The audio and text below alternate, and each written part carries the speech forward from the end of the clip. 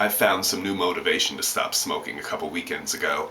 I'm not making this video in any way to humiliate this person, but I think this is something that's important that needs to be shared to help other people. So if the person that I'm talking about sees this and is offended, I'm willing to deal with the consequences of that because I really believe what I saw may help other people.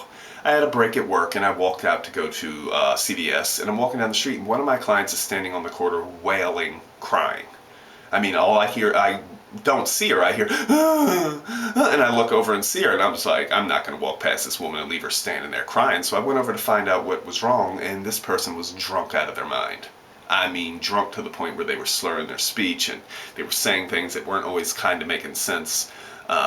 So we did what we did. I talked to her, whatever. I decided to walk her home. She could barely walk. I mean, if she hadn't been holding on to me, there's no way she wouldn't have fallen on her face. I got her home, I got her back to her apartment. And as I was walking away, the first thing that popped into my head is I do not want to end up like that.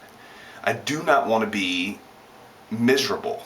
I do not want to be the kind of person that, I mean, last time I checked, marijuana is a depressant and so is alcohol. And to see people that are depressed continue to go drink, expecting that somehow that's going to make things better, it's sad to me.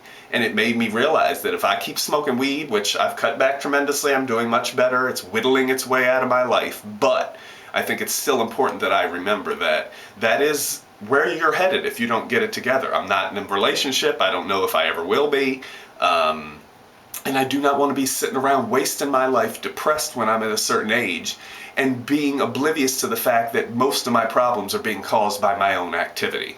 I mean, I sincerely believe that if this person didn't drink as much as they are drinking, they would be able to fix a lot of other things in their lives because they would see them more clearly. So that's the point of this video. Just remember that sometimes the things that are burdening you the most, you're making them worse yourself by your own behavior.